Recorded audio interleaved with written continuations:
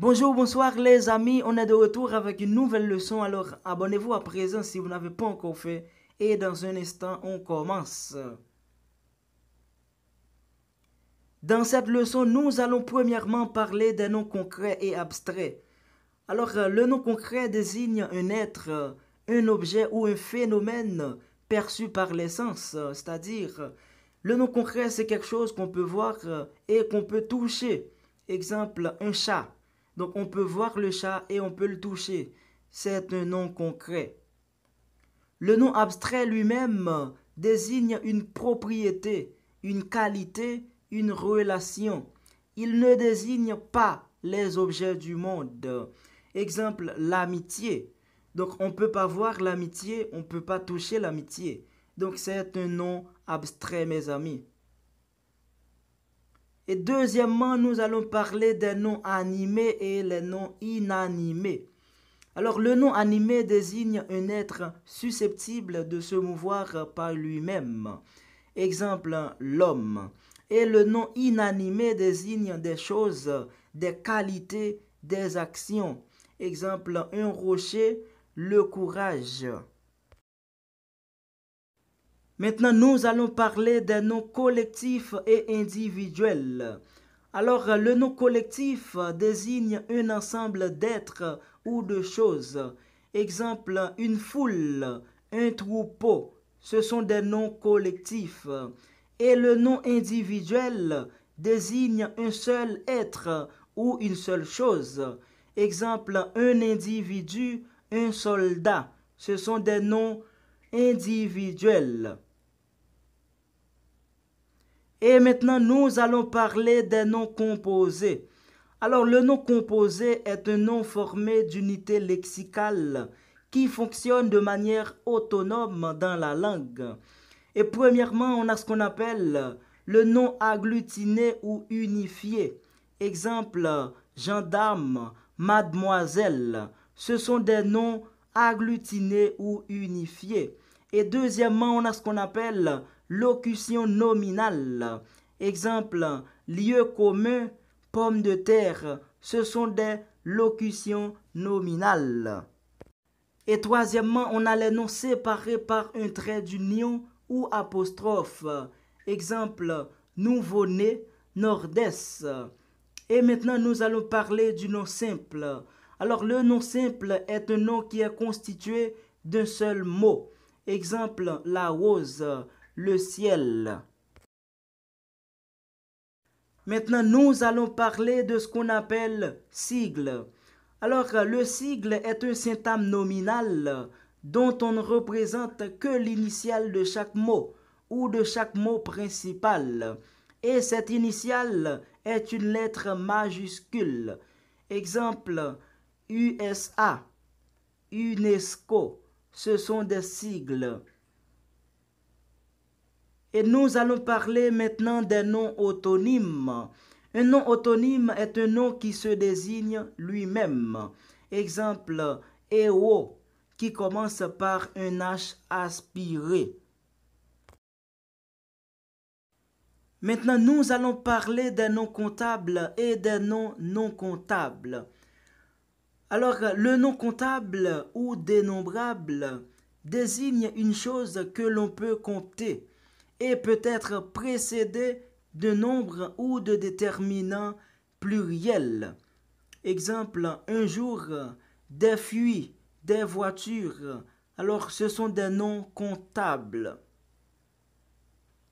Et le nom non comptable ou massif ou encore indénombrable désigne quelque chose qu'on ne peut pas compter ou dénombrer.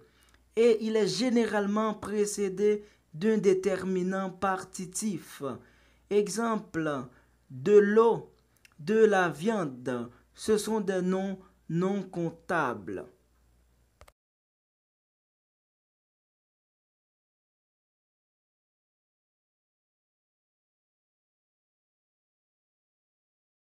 C'est la fin de cette leçon sur les noms, mes amis. Alors, très prochainement, nous aurons d'autres leçons encore plus intéressantes. Alors, abonnez-vous, partagez, commentez et à très vite pour une nouvelle leçon. Ciao! Bonjour, bonsoir les amis, bienvenue dans cette nouvelle leçon. Alors abonnez-vous à présent si vous n'avez pas encore fait et on commence. Dans cette leçon, nous allons parler des pronoms. Alors le pronom est un mot qui remplace un nom, un adjectif, une proposition. Et il s'accorde en genre et en nombre avec le nom qu'il remplace. Maintenant, nous allons parler des pronoms personnels sujets. Alors, les pronoms personnels sujets désignent des êtres et varient selon la personne, le genre, le nombre et la fonction. Et les pronoms personnels sujets sont je, tu, il ou elle, on, nous, vous, il ou elle au pluriel. Exemple, tu mets le stylo sur la table. Exemple numéro 2, ils mettent leur cahier sur la table. Deuxièmement, nous allons parler des pronoms personnels compléments. Alors, les pronoms personnels compléments remplacent un nom. Ils répondent à la question qui ou quoi et se placent toujours avant le verbe, sauf à l'impératif forme affirmative. Et les pronoms personnels compléments sont me, te, le, lui, la, les, leur, eux, moi, toi. Exemple, je mange des bonbons et ça devient je les mange pour éviter de répéter des bonbons. Alors on dit je les mange. Alors les ici est le pronom personnel complément. Maintenant, nous allons parler des pronoms possessifs. Alors, les pronoms possessifs indiquent la possession et s'accordent suivant la personne, le genre et le nombre de possesseurs. Et les pronoms possessifs sont le mien, le tien, le sien, le nôtre, le vôtre, le leur. Alors, pour le masculin singulier, exemple, cette voiture est la nôtre, la tienne est garée là-bas. Nous allons parler maintenant des pronoms démonstratifs. Et les pronoms démonstratifs servent à désigner un être ou une chose. Alors, les pronoms démonstratifs sont celui, celle, ce, ceci, cela, ce, ça, celui-ci, celui-là, celle-ci, celle-là. Exemple, j'aime celui-ci, mais pas celui-là. Et nous allons parler maintenant des pronoms relatifs. Alors, les pronoms relatifs ont la fonction du nom qu'ils remplacent et introduisent une proposition relative qui explique ou détermine ce nom. Ils peuvent présenter des formes simples comme qui, que, quoi, dont, où. Exemple, voici l'ami dont je t'ai parlé. Ou des formes composées comme lequel, laquelle, auquel, lesquels, desquels, auquel au pluriel. Exemple, c'est l'ami auquel je pense. Maintenant, nous avons les pronoms interrogatifs. Alors, les pronoms interrogatifs servent à poser des questions et on a deux catégories. On a les pronoms interrogatifs invariables comme qui, que, quoi. Exemple, qui es-tu? Et nous avons les pronoms interrogatifs variables. Exemple, nous avons lequel, lesquels, laquelle, lesquels au pluriel féminin. Exemple, de ces deux pantalons, lequel préfères-tu? Ou encore, de ces deux jupes, laquelle préfères-tu? Et nous avons auquel au pluriel, à laquelle, auquel féminin pluriel. Exemple, le projet, mais auquel penses-tu? Encore, les projets, mais auquel penses-tu? Et nous avons duquel, desquels, de laquelle, desquels. Exemple, le projet, mais duquel me parles-tu? Exemple, les projets, mais desquels me parles-tu? Maintenant, nous avons les pronoms réfléchis. Alors, lorsque le pronom personnel complément d'objet représente la même personne que le sujet du verbe, on dit que c'est un pronom réfléchi et il prend la forme me, te, nous, vous, ce. Et on trouve ces pronoms dans la conjugaison des verbes pronominaux. Exemple, il se baigne. Nous nous regardons dans le miroir.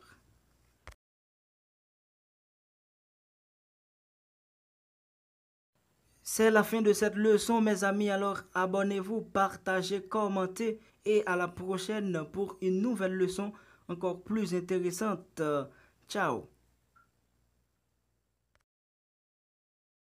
Bonjour, bonsoir les amis, bienvenue dans cette nouvelle leçon. Alors, abonnez-vous à présent si vous n'avez pas encore fait et dans un instant, on commence. Dans cette leçon, nous allons parler des articles. Et en français, nous avons les articles indéfinis, les articles définis et les articles partitifs. Et nous allons premièrement parler des articles indéfinis. Alors, la forme de l'article indéfini est un pour le masculin singulier et une pour le féminin singulier. Et il existe aussi un article indéfini pluriel qui est des. Et cette forme reste la même pour le masculin et pour le féminin. Alors, l'article indéfini est employé dans les cas suivants. Premièrement, lorsqu'on veut parler d'une chose ou d'une personne indéterminée. Exemple, Léna est une copine de Lara, c'est-à-dire une parmi plusieurs. Et deuxièmement, lorsqu'on fait mention de quelque chose pour la première fois dans un texte, c'est-à-dire une valeur introductive. Exemple, Léna a acheté une glace. Et si le nom est précédé d'un adjectif, l'article indéfini pluriel des devient de. Exemple, Léna et Lara ont acheté de bonnes glaces. Maintenant, nous allons parler de l'article défini. Alors, la forme de l'article défini est le pour le masculin singulier et la pour le féminin singulier. Et on utilise l'apostrophe lorsque le mot qui suit commence par une voyelle. Et les pour le pluriel, que ce soit pour le masculin ou le féminin. Et l'article défini est employé dans les cas suivants. Premièrement, lorsqu'on désigne une chose ou une personne en particulier. Exemple, Léna est la copine de François. Alors là, il y a une précision. Et deuxièmement, lorsqu'on se réfère à une personne déjà ou bien lorsqu'on opère une généralisation. Exemple, elle éteint la lumière. Et troisièmement, après les verbes aimer, adorer, préférer, détester. Exemple, elle adore les chevaux. Alors, l'article défini et la préposition qui le précède se contractent et ne forment qu'un seul mot. Et nous avons la préposition à plus l'article le, ça donne au. Exemple, la glace au chocolat. Et la préposition à plus l'article les, ça donne au pluriel. Exemple, fais attention aux enfants. Et nous avons la préposition de plus l'article le, ça donne du. Exemple, parler du jeu. Et nous avons la préposition de plus l'article les, ça donne des. Exemple, c'est la table des enfants. Maintenant, nous allons parler de l'article partitif. Alors, lorsqu'on parle d'une quantité indéterminée prélevée sur un tout, on utilise l'article partitif. Et nous avons du pour le masculin et de la pour le féminin. Il n'y a pas de pluriel. Et l'article partitif est employé entre autres pour désigner premièrement des choses non quantifiables qu'on ne peut pas compter. Exemple, il faut acheter de l'eau et du café. Et deuxièmement, pour désigner des différents sports avec le verbe faire et les instruments de musique. Exemple, il fait du foot et il joue de la flûte. Mais quand ne faut-il pas employer d'article, mes amis? Alors, l'article est omis dans les cas suivants.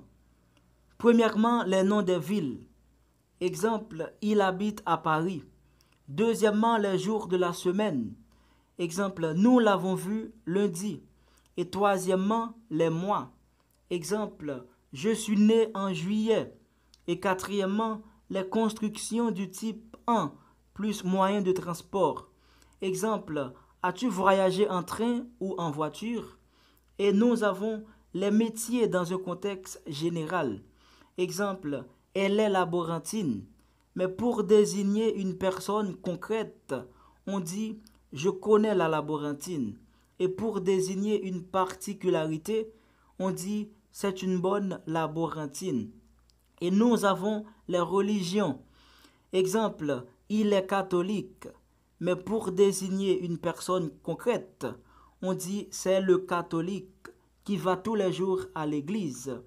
Et pour désigner une particularité, on dit c'est un bon catholique. Et si l'article partitif est de mise, on utilise de sans article dans les cas suivants. Premièrement, avec les données quantitatives, à l'exception de bien, la plupart, une partie, la majorité, la moitié. Exemple, j'ai bu beaucoup de café. Et deuxièmement, après la négation. Alors, il n'y a plus d'eau dans son verre. Et d'autre part, certains verbes et certaines expressions construits avec de entraînent l'omission de l'article. Exemple, j'ai besoin d'argent, j'ai envie de fraises.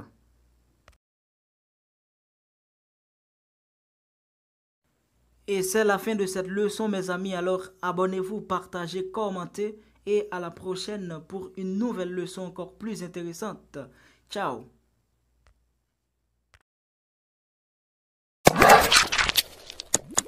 Lovers of language. Bonjour, bonsoir les amis, bienvenue dans cette nouvelle leçon. Alors, on vous laisse voir comment vous abonner à cette chaîne et on revient tout de suite. Dans cette leçon, nous allons causer sur la grammaire française. Alors, la grammaire française, c'est l'ensemble des règles conventionnelles, variables suivant les époques, qui déterminent un emploi correct ou un bon usage de la langue française, que ce soit parlée ou écrite. Alors, dans l'enseignement secondaire, autrefois, l'apprentissage de la grammaire des langues classiques ou modernes était la matière principale. Donc, il est essentiel de savoir sa grammaire, car savoir sa grammaire, c'est posséder les règles de l'art de parler et d'écrire correctement.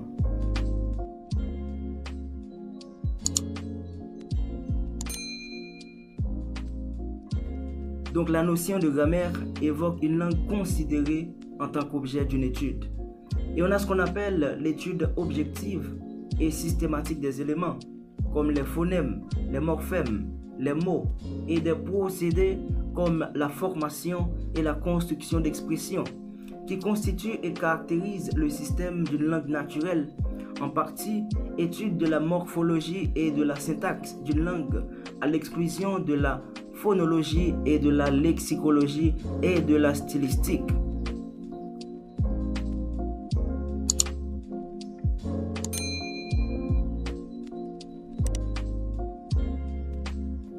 On a ce qu'on appelle la grammaire comparée qui s'occupe de la comparaison des systèmes grammaticaux de deux ou de plusieurs langues en vue de faire ressortir la parenté ou les affinités de celles-ci.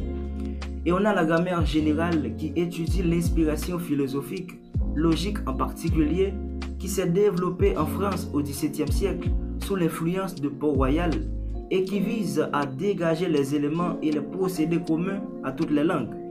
Et la grammaire historique qui étudie les variations successives du système grammatical de la langue au cours de son histoire.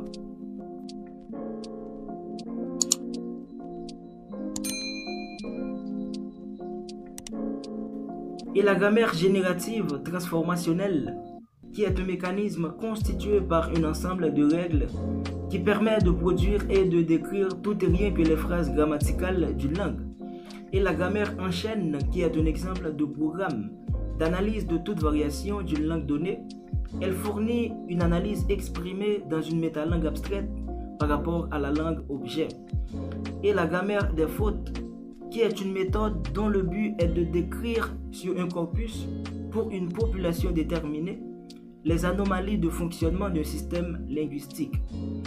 Alors, grammaire, qui est l'endroit où l'on fait de la grammaire, où l'on s'occupe de grammaire, d'où vient le verbe grammatiser, qui veut dire faire de la grammaire.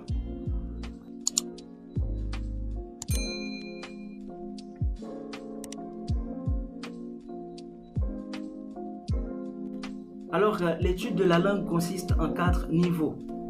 Premièrement, le niveau phonétique et phonologique. Deuxièmement, le niveau syntactique et morphologique.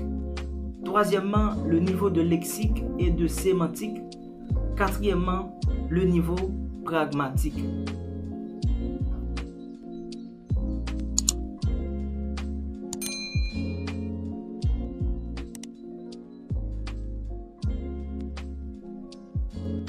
En conclusion, nous avons 2 grands types de grammaire. La grammaire normative qui présente les normes d'usage pour un langage spécifique et la grammaire descriptive qui décrit l'usage actuel de la langue.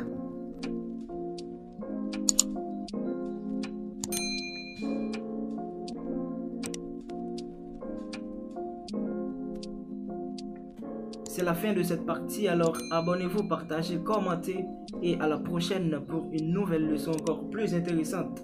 Ciao!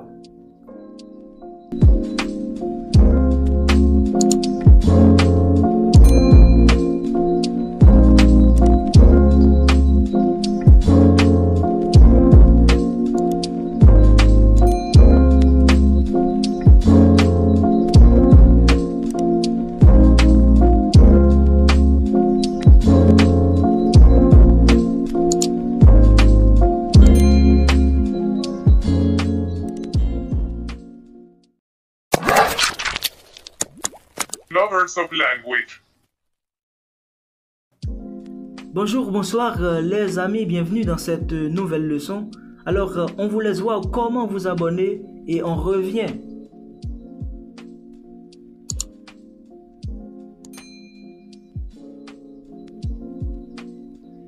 Dans cette leçon, nous allons parler de propositions. Alors, une proposition est un groupe de mots organisé autour d'un verbe conjugué. Et pour repérer le nombre de propositions dans une phrase, il faut donc repérer le nombre de verbes conjugués dans la phrase. Exemple, Junette a commencé la danse quand elle avait 6 ans. Alors cette phrase comporte 2 propositions car elle a 2 verbes conjugués. Et quand le verbe est le même, il n'est pas toujours répété. Exemple, Jean prit le chemin de droite et Jacques celui de gauche. Alors vous pouvez constater que la phrase contient bien 2 propositions, mais le verbe prit est sous-entendu dans la deuxième.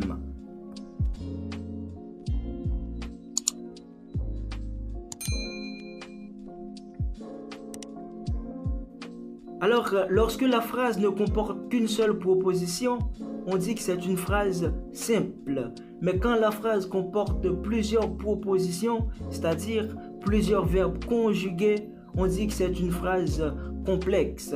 Et ces propositions peuvent être reliées entre elles par juxtaposition, par coordination ou par subordination.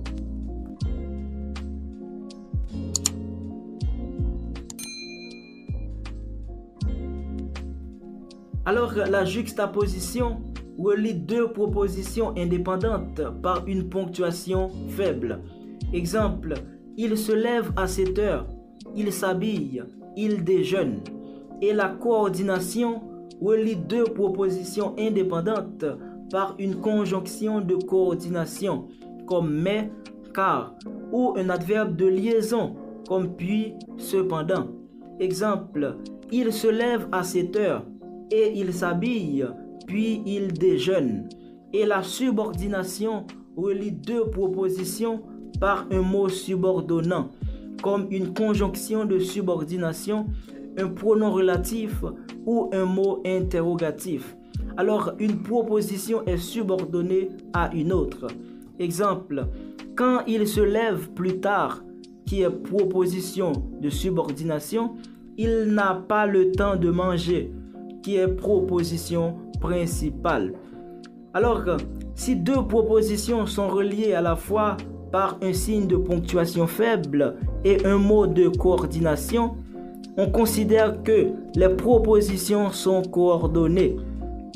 Exemple, parfois il se lève plus tard, mais il n'a pas le temps de manger.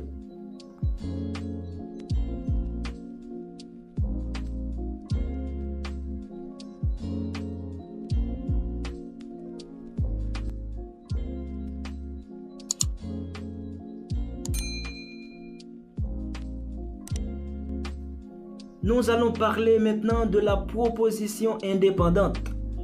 Alors, la proposition indépendante est une proposition qui ne dépend d'aucune autre proposition et dont aucune autre proposition ne dépend. Et lorsqu'une phrase comprend plusieurs propositions indépendantes, celles-ci peuvent être reliées par un signe de ponctuation, comme virgule, point-virgule ou deux points. Alors, on parle de propositions indépendantes juxtaposées. Exemple, ne te presse pas, tu as le temps. Et si elles sont reliées par une conjonction de coordination, on parle de propositions indépendantes coordonnées. Exemple, je te comprends et je pense que tu as raison.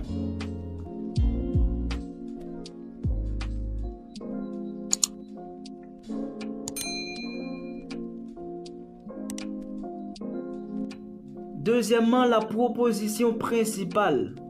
Alors, c'est une proposition qui ne dépend d'aucune autre et dont dépend au moins une proposition subordonnée. Exemple, je ne sais pas pourquoi elle rit. Alors, je ne sais pas est la proposition principale.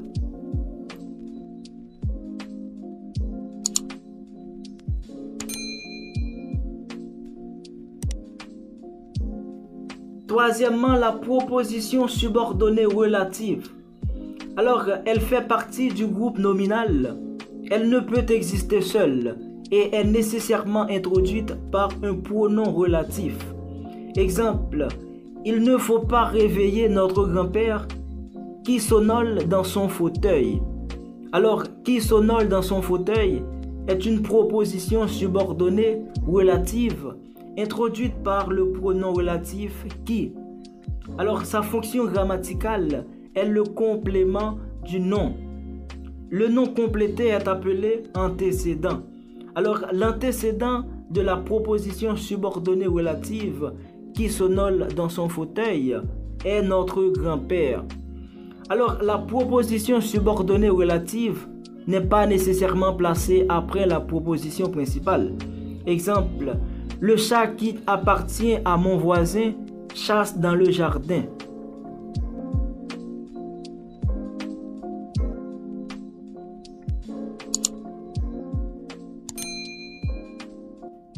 Quatrièmement, la proposition subordonnée conjonctive.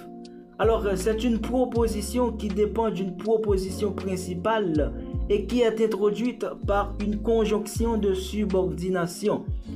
Il peut s'agir d'une proposition subordonnée complétive ou d'une proposition subordonnée circonstancielle.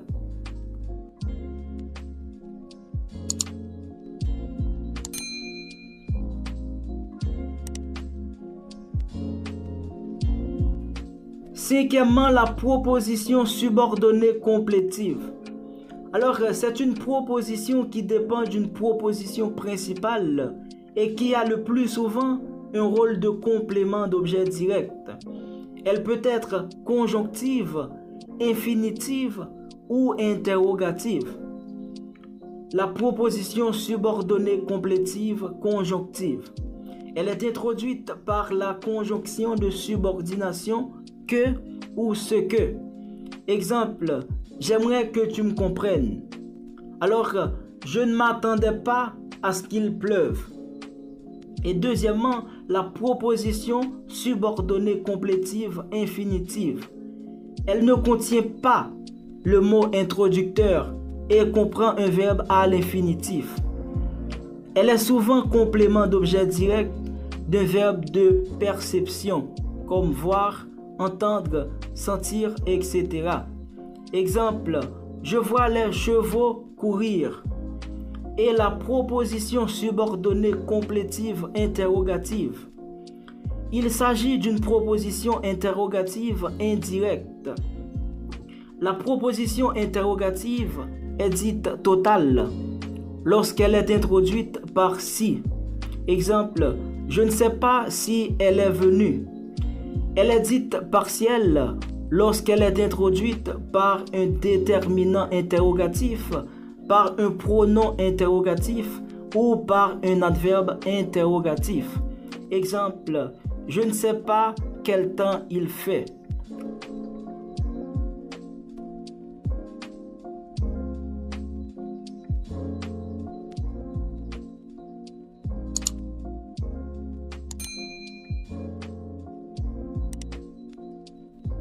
Maintenant, la proposition subordonnée circonstancielle.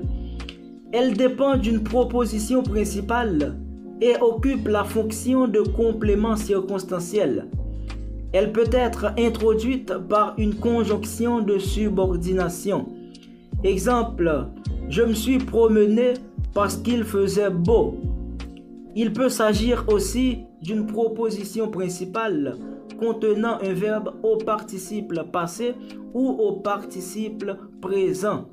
Exemple, le temps passant, elle oublia cet échec.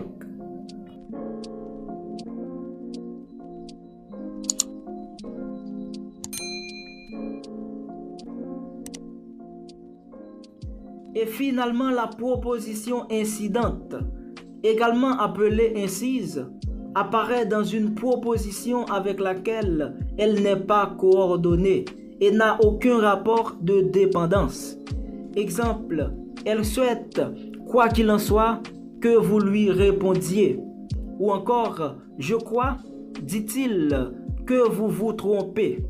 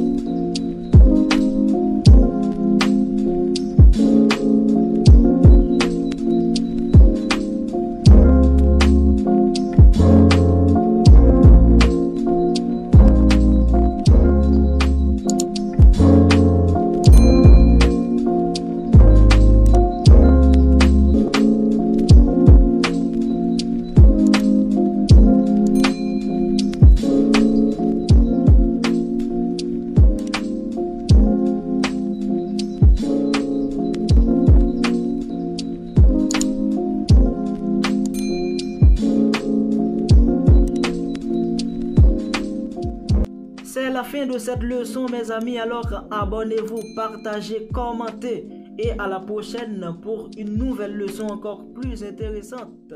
Ciao.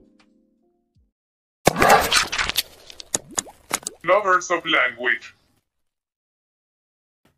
Bonjour, bonsoir les amis, bienvenue dans cette nouvelle leçon. Alors abonnez-vous à présent et on revient.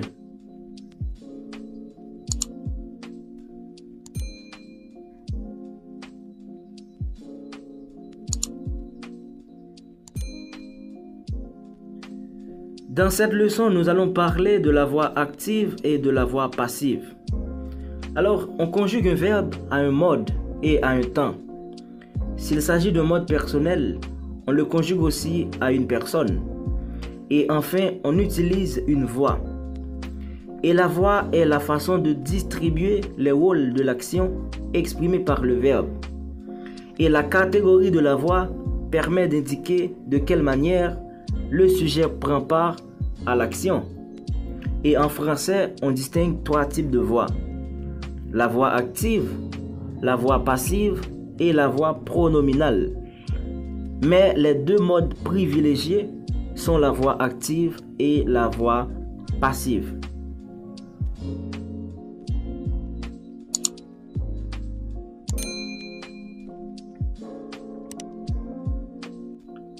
Alors, une phrase est à la voix active, c'est quand le sujet fait l'action et le complément d'objet direct subit l'action. Et à la voix active, l'action se déroule dans le temps réel. Exemple, Martha ferme la porte. Dans cet exemple, Martha est le sujet qui fait l'action de fermer la porte et la porte est le complément d'objet direct qui subit l'action. Et une phrase est à la voix passive, c'est quand le complément d'agent fait l'action et le sujet subit l'action.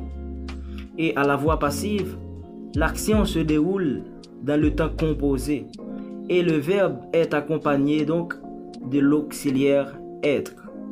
Exemple, la porte est fermée par Martha. Dans cet exemple, Martha est le complément d'agent qui fait l'action de fermer la porte et la porte est le sujet qui subit l'action.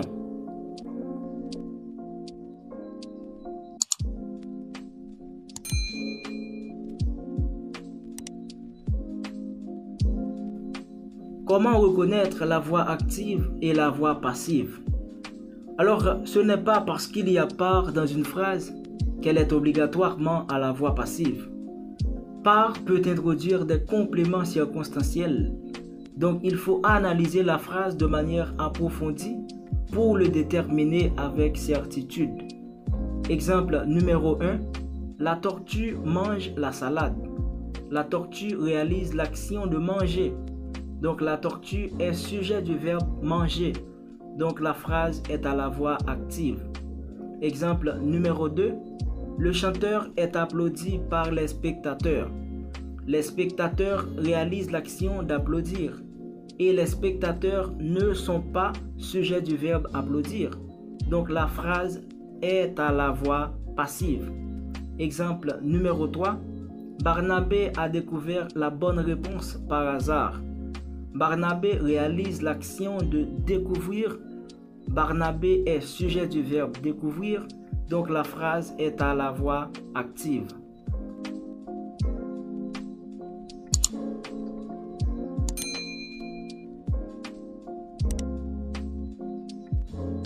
Caractéristiques et emploi de la voix passive.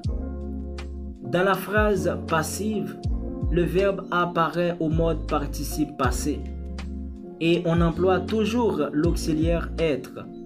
Donc le participe passé est toujours accordé dans une phrase passive. Seuls les verbes se construisant avec un complément d'objet direct, les verbes transitifs directs, peuvent être mis à la voix passive. La voix passive permet d'effacer celui qui réalise l'action. Premièrement, parce qu'il n'est pas connu. Exemple, un tableau a été volé. Et deuxièmement, parce qu'on ne veut pas le nommer. Exemple, l'accord a été rompu. Et troisièmement, pour généraliser. Donc, dans les règlements, les lois, exemple, tout élève en retard sera envoyé en permanence.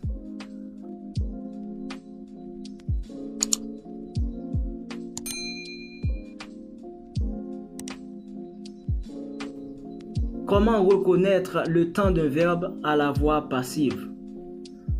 Dans la phrase passive, le temps est donné par l'auxiliaire être. Premièrement, une orange est mangée par Barnabé. Ici, on a l'auxiliaire être au présent plus participe passé accordé avec une orange. Donc, c'est du présent passif. Deuxièmement, une orange a été mangée par Barnabé. On a l'auxiliaire être au passé composé plus participe passé accordé avec une orange. Donc, c'est du passé composé passif. Et troisièmement, on a une orange avait été mangée par Barnabé. On a l'auxiliaire être au plus que parfait, plus participe passé, accordé avec une orange. Donc, c'est du plus que parfait passif. Et quatrièmement, on a une orange fut mangée par Barnabé. On a l'auxiliaire être au passé simple, plus participe passé, accordé avec une orange. Donc, c'est du passé simple passif. Et cinquièmement, on a une orange serait mangée par Barnabé. On a l'auxiliaire être au conditionnel présent, plus participe passé, accordé avec une orange. Donc, on a le conditionnel présent passif. Et sixièmement, on a une orange aurait été mangée par Barnabé. On a l'auxiliaire être au conditionnel passé, plus participe passé, accordé avec une orange. Donc, c'est du conditionnel passé passif.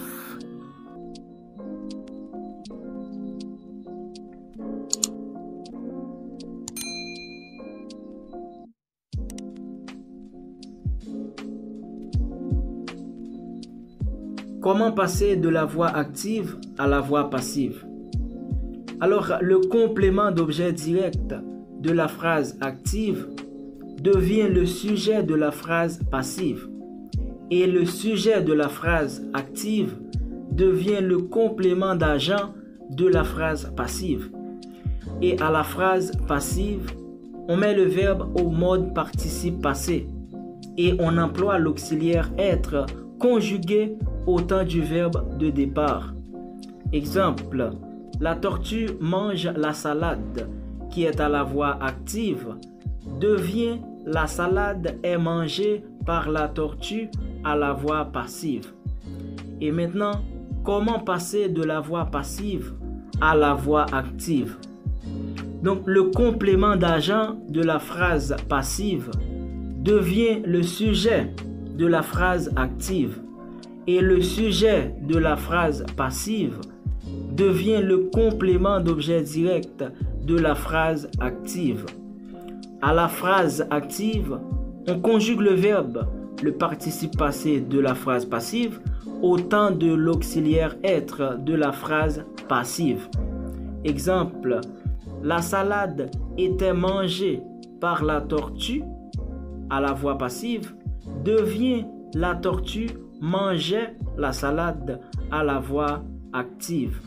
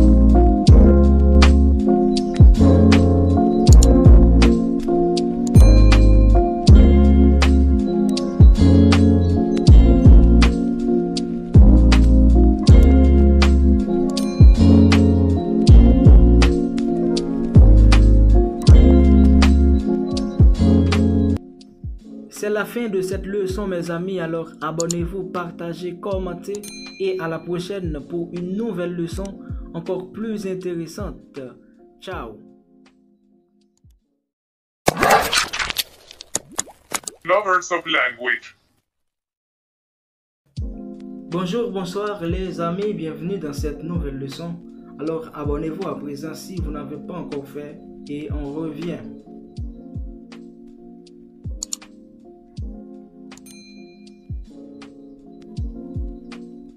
Il existe une sorte d'accord entre le temps utilisé dans la proposition principale et celui qu'on trouve dans la proposition subordonnée. Alors, on parle de concordance des temps. C'est dans cet ordre d'idées qu'on dit que la concordance des temps est l'ensemble des règles de grammaire réagissant dans la phrase, l'accord en mode et en temps des verbes de la proposition principale et de la proposition subordonnée. C'est-à-dire, quand plusieurs verbes se succèdent dans une phrase, il convient de les adapter selon le mode et le temps du premier. Donc, le phénomène de la concordance des temps impose à une proposition subordonnée un temps qui ne dépend pas du sens, mais qui dépend de celui de la principale. Alors, quelles sont les règles de la concordance des temps? Quel cas faut-il envisager?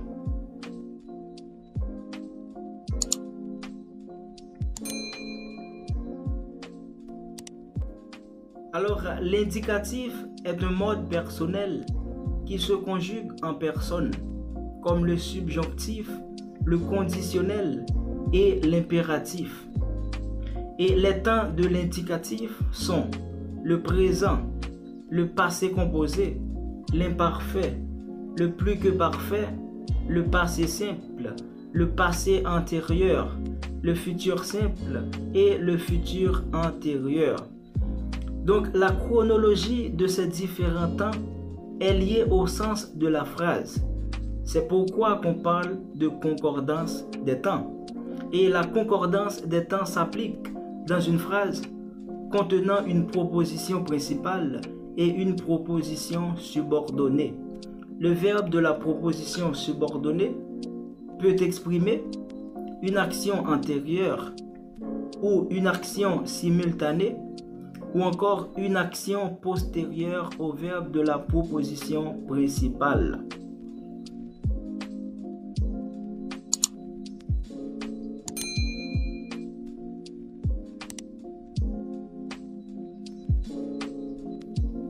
Alors, on utilise l'imparfait de l'indicatif dans la subordonnée pour exprimer la simultanéité. Exemple, je voyais qu'elle arrivait ou je vis qu'elle arrivait. Et on utilise le plus que parfait de l'indicatif dans la subordonnée pour exprimer l'antériorité. Exemple, il me racontait qu'il les avait déjà vus ou il me raconta qu'il les avait déjà vus. Et on utilise le passé simple de l'indicatif dans la subordonnée pour exprimer la brièveté. Exemple, je dormais quand l'orage éclata. Et on utilise le conditionnel présent dans la subordonnée pour exprimer la postériorité. Exemple, je compris qu'il n'y arriverait pas ou j'avais compris qu'il n'y arriverait pas. Alors, lorsque le verbe de la subordonnée doit être conjugué au subjonctif, seul le présent et le passé du subjonctif sont aujourd'hui utilisés dans le langage courant. Exemple, je voulais qu'il arrive à l'heure.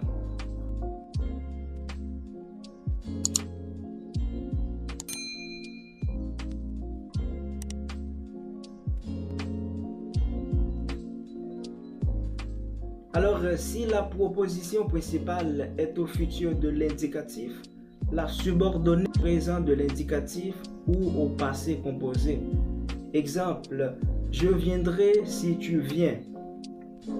Et si la proposition principale est au présent du conditionnel, la subordonnée à l'imparfait de l'indicatif ou au plus que parfait de l'indicatif. Exemple, je viendrai si tu venais. Et si la proposition principale est au conditionnel passé, la subordonnée à l'imparfait de l'indicatif ou au plus que parfait de l'indicatif. Exemple, je serais venu si tu étais venu.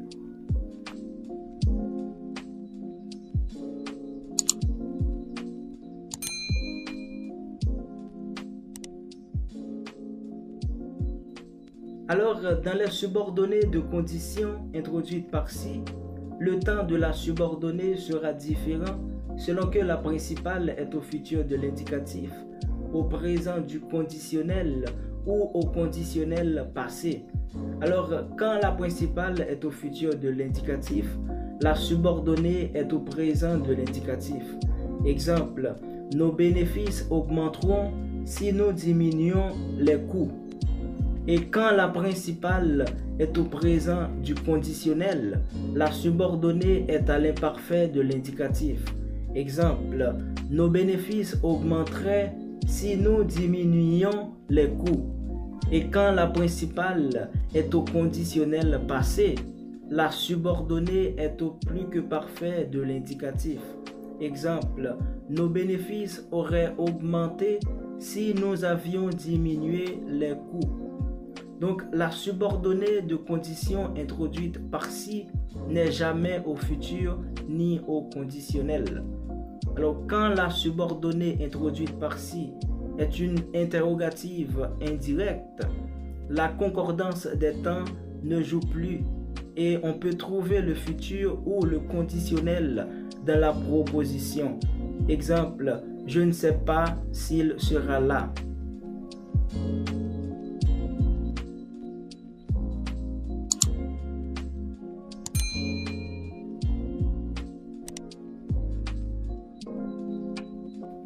Alors, dans les subordonnées au subjonctif, le temps de la subordonnée sera différent selon que la principale est à un temps du présent ou à un temps du passé. Et quand la principale est au présent de l'indicatif ou du conditionnel, la subordonnée est au subjonctif présent ou passé. Exemple, il faut ou il faudrait que l'acteur sache son texte. Ou encore, il faut ou il faudrait que vous ayez lu le texte au moins une fois. Et quand la principale est à l'imparfait de l'indicatif ou au conditionnel passé, alors la subordonnée est au subjonctif imparfait ou plus que parfait. Exemple, il fallait ou il aurait fallu que l'acteur sût son texte. Ou encore, il fallait ou il aurait fallu que vous eussiez lu le texte au moins une fois.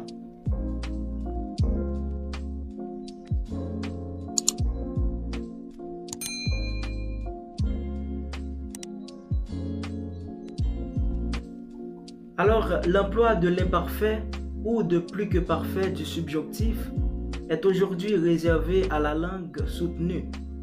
On emploie plus couramment le présent ou le passé, même lorsque la principale est à un temps du passé, surtout si les formes sont peu courantes ou si elles prêtent à sourire. Exemple, il fallait que vous sachiez votre texte, mieux que il fallait que vous vous sussiez votre texte.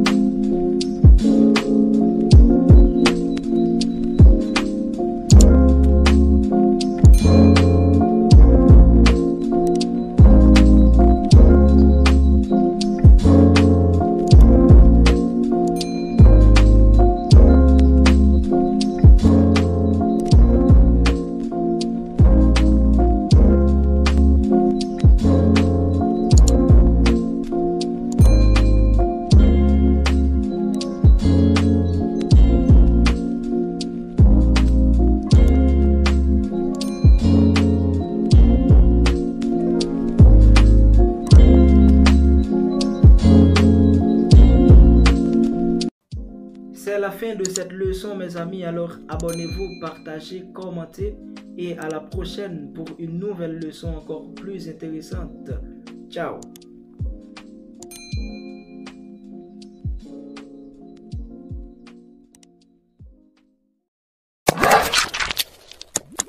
Lovers of language. Bonjour, bonsoir les amis, bienvenue dans cette nouvelle leçon. Alors abonnez-vous à présent si vous n'avez pas encore fait et dans un instant on commence.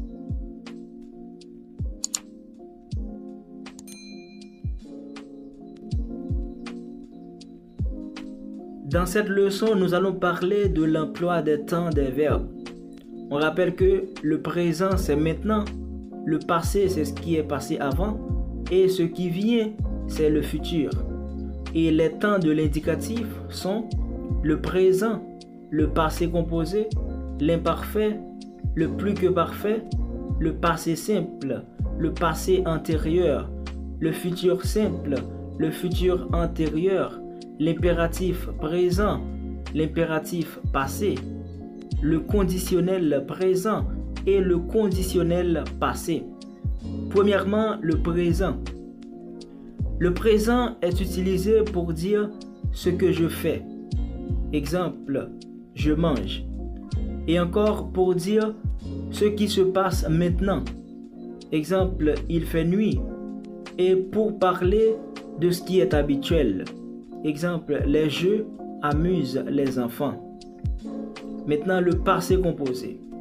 Le passé composé, c'est un temps composé utilisé pour parler d'une action ponctuelle qui s'est déroulée dans le passé et qui est achevée. Exemple, j'ai travaillé toute la nuit dernière.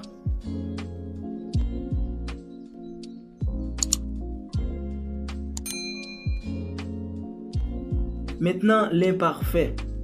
Alors, l'imparfait est utilisé pour une situation passée qui a duré. Exemple, c'était un grand musicien. Ou encore, pour une habitude passée. Exemple, il ne se séparait jamais de son animal. Ou encore, pour une description. Exemple, le vitrail représentait une femme qui portait une couche. Ou encore, pour donner un arrière-plan à une situation passée.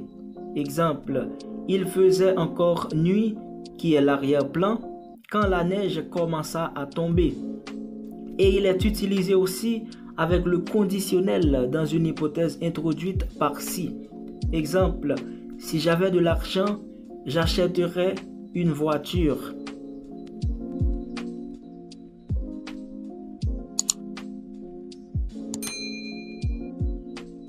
Maintenant, le plus que parfait.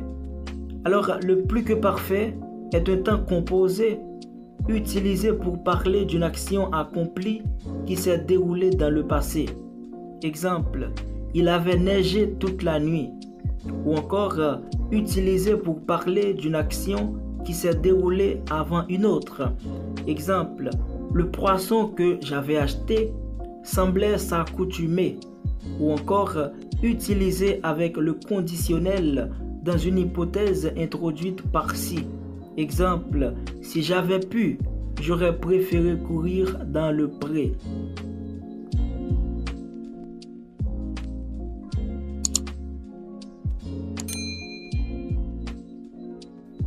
Maintenant, le passé simple. Le passé simple est un temps de narration utilisé à l'écrit. Alors, on l'utilise pour évoquer une action soudaine dans le passé. Exemple, la girafe sortit de sa cachette. Ou encore, pour évoquer une action achevée brève dans une situation narrée à l'imparfait. Exemple, je dormais profondément, qui est une action durable, quand tout à coup le téléphone sonna, qui est l'action brève, donc au passé simple.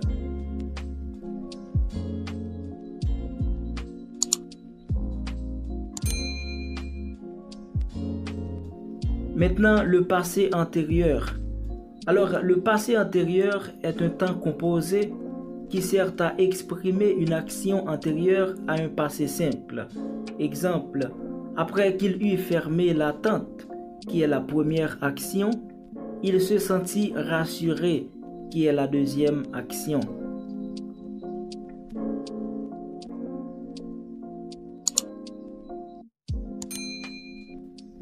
Maintenant, le futur. Alors, le futur est un temps qui exprime une situation à venir, un projet, donc qui ne s'est pas encore réalisé. Exemple, je t'expliquerai cette leçon ce soir. Et il est également utilisé avec le présent dans une phrase introduite par si. Exemple, si je travaille bien, qui est le présent, j'obtiendrai des diplômes.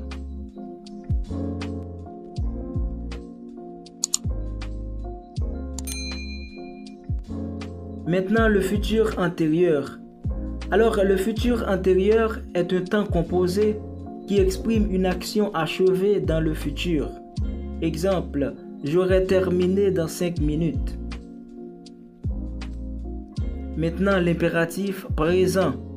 Alors, l'impératif présent est un temps qui permet de donner des ordres.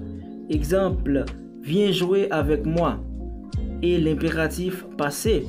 L'impératif passé, c'est aussi donner un ordre, mais au passé de l'impératif.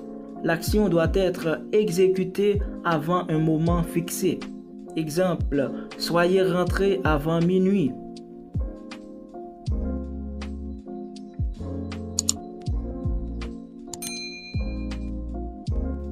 Maintenant, le conditionnel. Alors, le conditionnel a été un mode de conjugaison.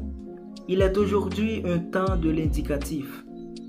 Et il est utilisé pour exprimer un conseil, un souhait, un doute, une information non confirmée, une suggestion, une demande polie, un fait imaginaire. Exemple pour le conditionnel présent. Si j'avais le courage, je tondrais. Exemple numéro 2. Pourriez-vous m'indiquer le bar, s'il vous plaît? Exemple pour le conditionnel passé. Si j'avais eu le courage, j'aurais tondu.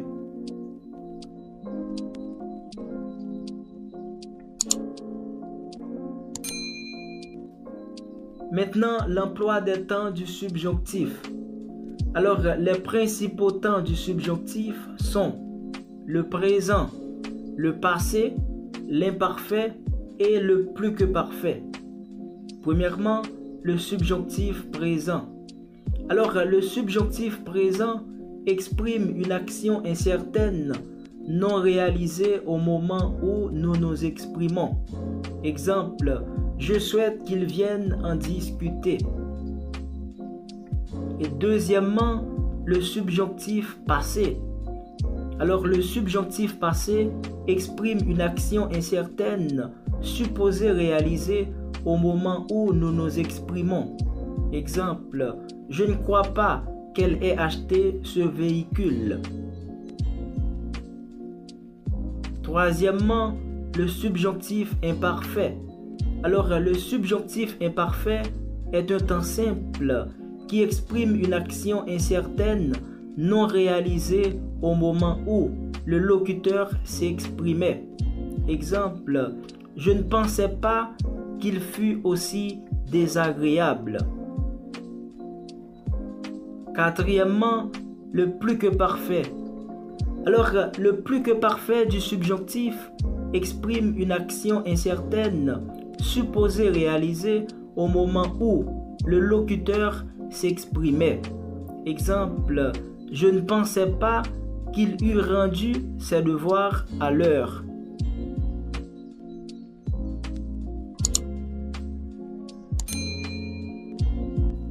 Maintenant, l'emploi des temps du conditionnel. Alors, les temps du conditionnel sont le présent et le passé. Premièrement, le conditionnel présent. Alors, le conditionnel présent exprime une action soumise à une condition. Il exprime aussi un souhait et aussi pour faire une demande de politesse. Et il exprime une possibilité ou encore le défi. Exemple, si vous veniez avec nous, nous serions contents. Exemple numéro 2, nous serions contents de vous voir avec nous. Exemple numéro 3, il dit qu'il peut courir plus vite que moi. Alors j'aimerais bien voir ça.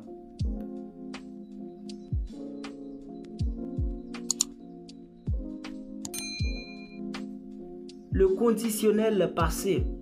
Alors le conditionnel passé exprime une action qui aurait eu lieu dans le passé si une condition avait été remplie. Exemple, si tu avais écouté le moniteur, tu aurais réussi ton permis de conduire. Il exprime aussi une action qui a besoin d'être vérifiée. Exemple, j'ai entendu dire que Pierre aurait voulu être le délégué de classe. Alors, il faut qu'il me dise si c'est vrai.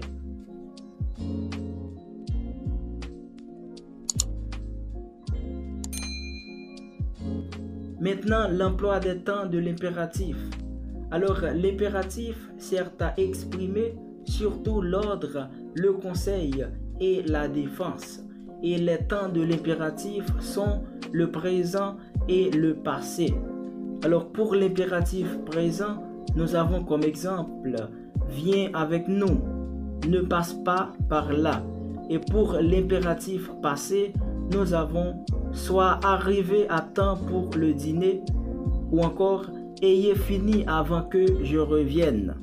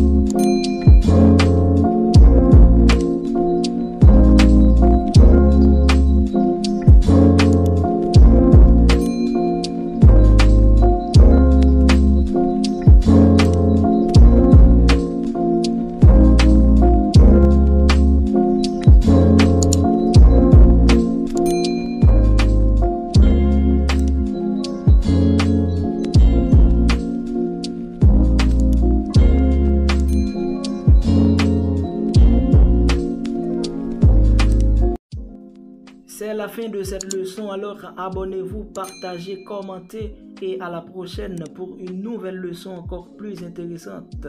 Ciao!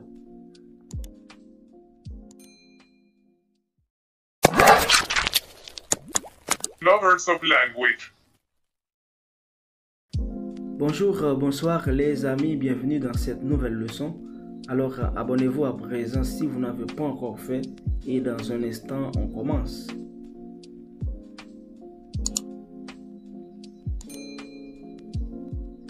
Dans cette leçon, nous allons parler de l'accord du participe passé avec les auxiliaires être et avoir. Premièrement, l'accord du participe passé avec l'auxiliaire être. Le participe passé d'un verbe conjugué avec l'auxiliaire être s'accorde en genre et en nombre avec son sujet. Exemple, les invités sont partis dans l'après-midi. Alors le participe passé, parti, se met au masculin pluriel comme le sujet, les invités.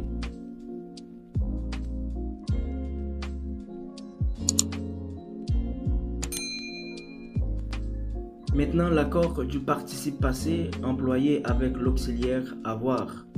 Alors, l'objectif est de maîtriser les règles d'accord du participe passé, mode impersonnel, lorsqu'il est conjugué avec l'auxiliaire avoir. Premièrement, les règles d'accord. Le participe passé conjugué avec l'auxiliaire avoir ne s'accorde jamais avec le sujet. Exemple, elles ont vendu leur vieux livre. Cependant, il s'accorde en genre et en nombre avec le complément d'objet direct si celui-ci est placé avant le verbe. Exemple, les livres qu'elles ont vendus sont vieux.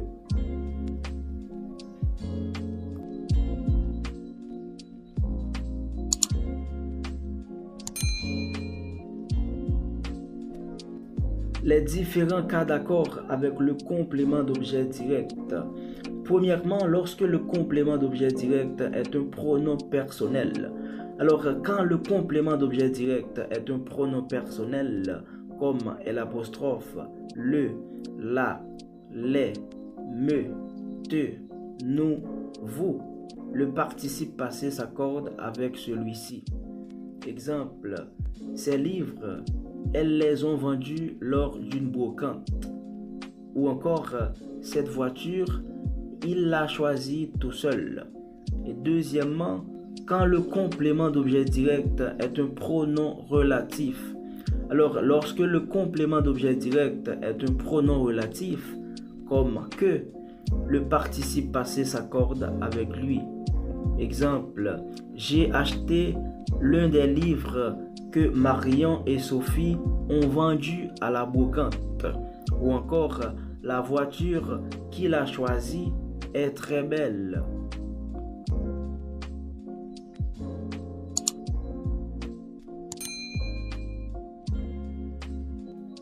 Troisièmement, dans les phrases interrogatives et exclamatives.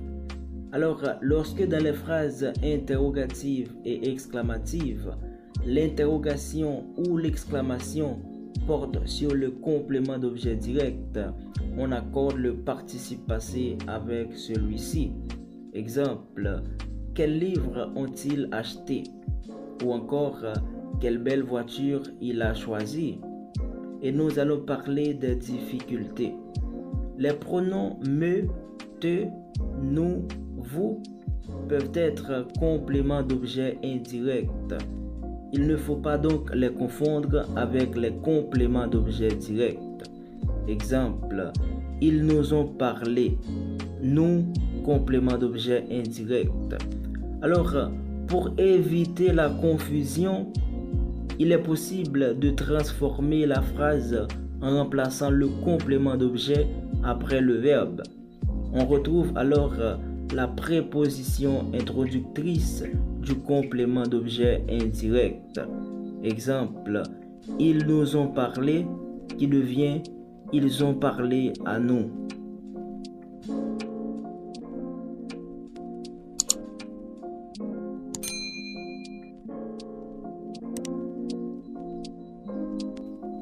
Alors, le participe passé conjugué avec l'auxiliaire avoir ne s'accorde jamais avec le sujet. Il s'accorde en genre et en nombre avec le complément d'objet direct si celui-ci est placé avant le verbe. Le complément d'objet direct placé avant le verbe peut être un pronom personnel ou un pronom relatif. Dans les phrases interrogatives et exclamatives, on accorde le participe passé avec le complément d'objet direct que si l'interrogation ou l'exclamation porte sur celui-ci. Il faut prendre garde à ne pas confondre le complément d'objet direct et le complément d'objet indirect. On peut remplacer le complément d'objet précédé d'une préposition après le verbe.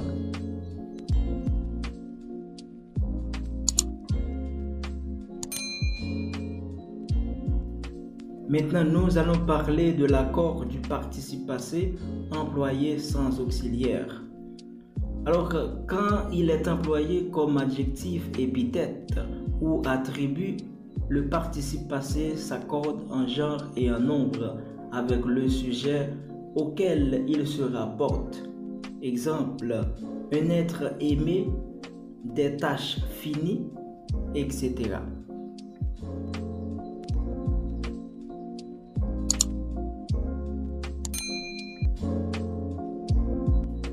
Maintenant, nous allons parler de l'accord du participe passé des verbes impersonnels.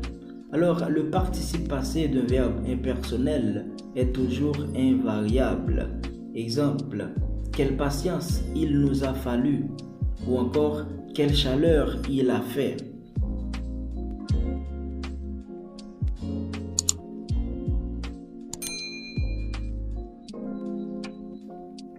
Et maintenant, nous allons parler de l'accord du participe passé des verbes pronominaux. Et premièrement, les cas d'accord. Alors, le participe passé s'accorde avec le sujet du verbe lorsque le sujet fait l'action sur lui-même. Exemple, ils se sont aperçus de leur erreur. Et le participe passé s'accorde avec son complément d'objet direct en genre et en nombre lorsque le complément d'objet direct précède le verbe. Même règle qu'avec l'auxiliaire avoir. Exemple, les mains qu'ils se sont lavées. Et deuxièmement, les cas de non-accord. Alors, le participe passé ne s'accorde pas lorsque le complément d'objet direct suit le verbe. Exemple, ils se sont lavés les mains. Et le participe passé ne s'accorde pas lorsque le verbe pronominal réfléchi au réciproque admet un complément d'objet indirect. Alors, les participes passés des verbes suivants sont invariables. Nous avons se plaire, se complaire, se déplaire, se rire, se convenir, se nuire, se mentir, s'en vouloir, se ressembler, se sourire, se suffire, se survivre. Exemple, ils se sont plu. Ou encore, ils se sont déplu dans cet appartement.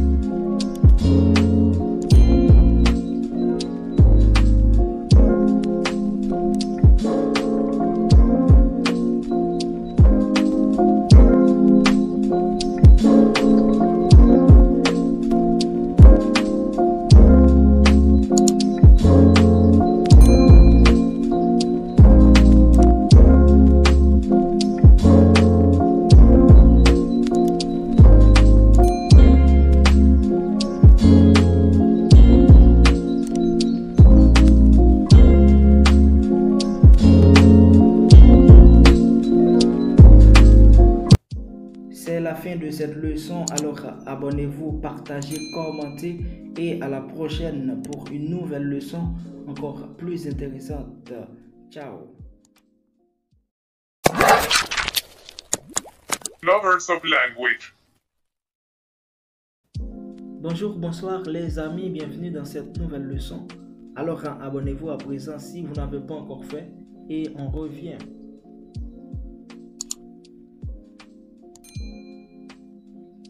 Dans cette leçon, nous allons parler des règles de ponctuation en français. Alors, les règles de la ponctuation en langue française sont souvent méconnues, voire malmenées. Cependant, la ponctuation en français est essentielle pour structurer la phrase et la rendre intelligible. Alors, il est aussi primordial de maîtriser quelques normes d'écriture de la ponctuation afin de respecter les standards établis et de pouvoir bien écrire. Alors, la ponctuation, c'est donc plus de clarté, de confort pour le lecteur et de qualité d'écriture. Ce n'est pas pour rien qu'elle serait apparue avec les grammairiens de la Grèce antique.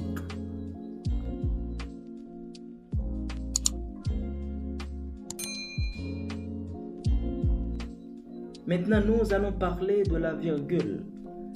Alors, la virgule permet de marquer une courte pause dans la phrase. C'est un séparateur qu'on utilise fréquemment pour laisser le lecteur respirer et donner du rythme dans la phrase. Alors, la virgule s'emploie lorsque nous faisons une énumération ou une liste de choses. Exemple, je dois acheter du pain, virgule, de la confiture, virgule, du miel, virgule, du fruit et du sel. Et on emploie aussi la virgule pour séparer des mots, des groupes de mots, ou dans le cas où elles sont articulées avec et ou ni, lorsqu'on les répète plus de 2 fois. Exemple, il ne craint ni le vent, virgule, ni le froid, virgule, ni la neige. Et on emploie aussi la virgule pour remplacer les conjonctions et ou ni, et la conjonction n'apparaît qu'avant le dernier mot. Exemple, vous avez la possibilité de prendre du chocolat, virgule, du pain, virgule, du beurre et de la confiture. Et on utilise aussi la virgule devant des mots, des groupes de mots ou de prépositions pour changer le rythme de la phrase ou accentuer un sens que l'on souhaite donner. Exemple, je mangerai, mais un peu plus tard. Et encore, on utilise la virgule pour mettre en relief un élément placé en tête de phrase. Exemple, moi, virgule, je ne croirais jamais une telle chose. Nous avons ici quelques exceptions. Alors, lorsqu'on inverse les sujets, les éléments placés en tête de phrase ne sont pas séparés par une virgule. Exemple, dans le salon attendent les invités. Et pour isoler ou encadrer des mots, des groupes de mots ou propositions qui donnent des informations complémentaires. Exemple, je vais vous expliquer la formation des nuages, dit le professeur.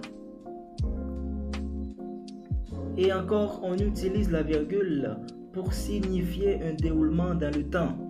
Exemple, je la vois, virgule, je lui demande son prénom, virgule, elle me le dit. Ou encore, après le nom de lieu, dans l'indication des dates. Exemple, Grenoble, virgule, le 17 octobre 1992.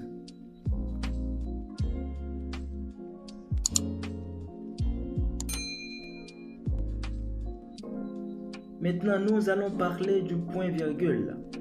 Alors, le point-virgule permet de marquer une pause plus importante que celle de la virgule.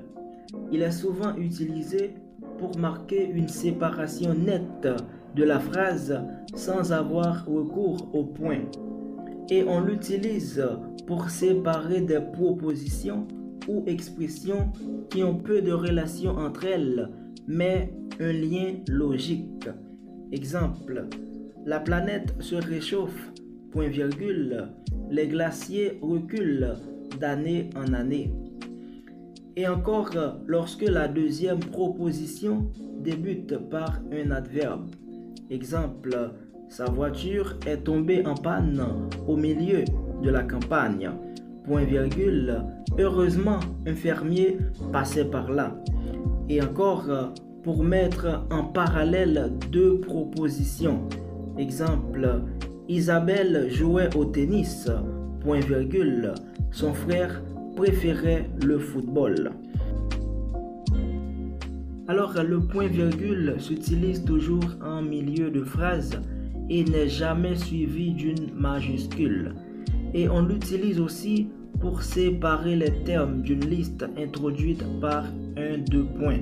Exemple, acheter à l'épicerie, 2 points, 3 oranges, point virgule, 4 citrons.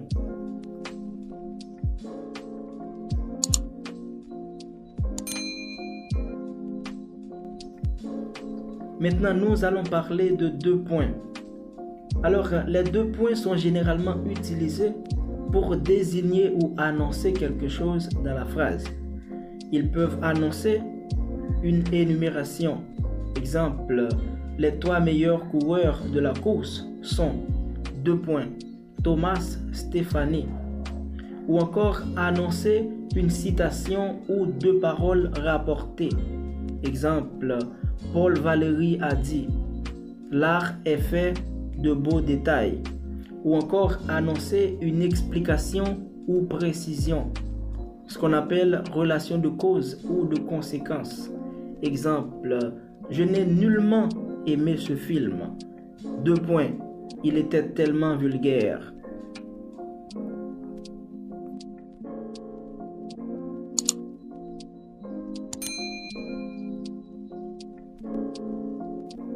Maintenant, nous allons parler du point. Alors, le point indique la fin d'une phrase, excepté les titres d'œuvres, comme livre, film. Exemple, voici une très belle histoire. Point.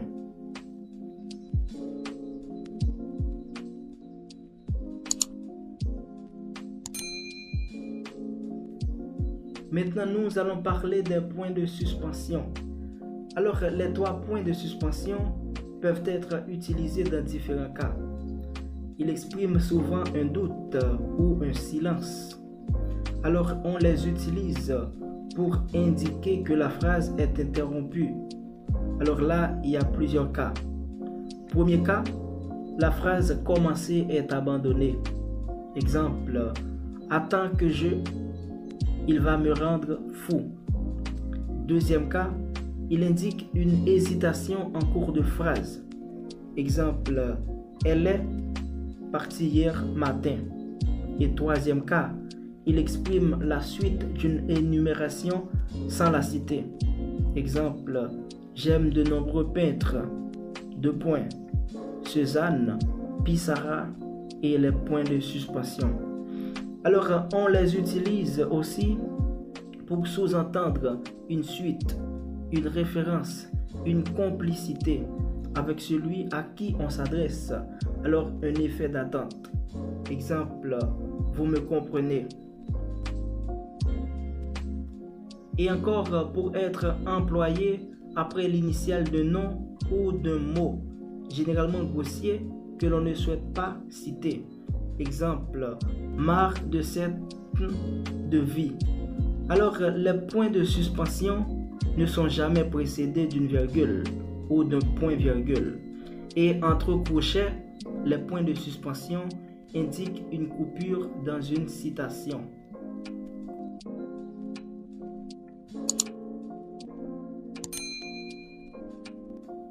Maintenant, nous allons parler du point d'interrogation. Alors, le point d'interrogation se place à la fin d'une phrase qui pose une question. Alors, dans l'interrogation indirecte, on utilise le point et non pas le point d'interrogation. Exemple, je me demande s'il a réussi son examen. Alors, placé entre parenthèses, le point d'interrogation marque l'incertitude. Exemple, William est né le 23 avril 1564 à Stratford.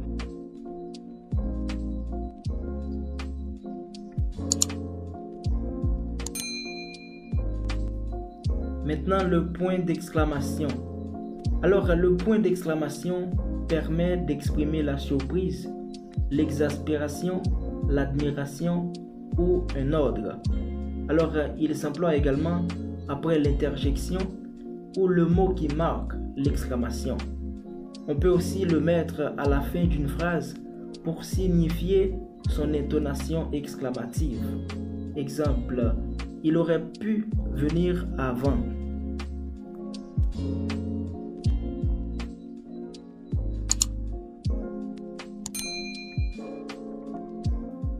Maintenant, nous allons parler des guillemets. Alors, les guillemets sont une invention de Guillaume Guillemet en 1525. Ils permettent d'encadrer les paroles ou écrits de quelqu'un ou de faire une citation. Alors, les guillemets sont également utilisés pour un mot, une expression utilisée dans un contexte inhabituel que l'on désire souligner ou nuancer. De même que pour des mots étrangers ou argotiques. Exemple, après une séance de yoga, je me sens tellement cool.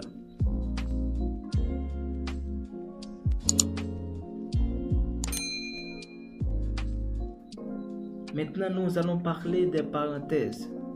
Alors, les parenthèses permettent d'isoler un mot ou un groupe de mots à l'intérieur d'une phrase pour ajouter un commentaire, une précision et autres. Et concernant la ponctuation finale, on suit la même règle que pour les guillemets en mettant le point à l'extérieur des parenthèses si elles ne contiennent qu'un segment de phrase.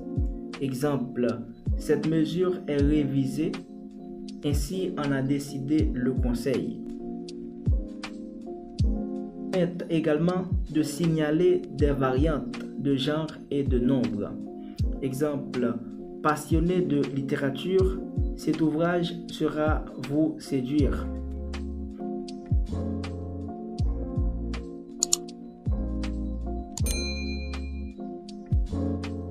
Maintenant, nous allons parler des tirets. Alors, les tirets sont un élément de ponctuation qui permet de clarifier des éléments listés ou de segmenter une phrase. On les utilise dans un dialogue pour indiquer le changement d'interlocuteur. Exemple, bonjour, comment allez-vous ce matin? Et encore pour encadrer une phrase ou un segment de phrase. Même rôle pour les parenthèses. Exemple, les Français, peuple à l'âme révolutionnaire en 1789. Et encore pour énumérer des termes dans une liste. Exemple, pour la rentrée des classes, acheter 2 cahiers, 2 crayons.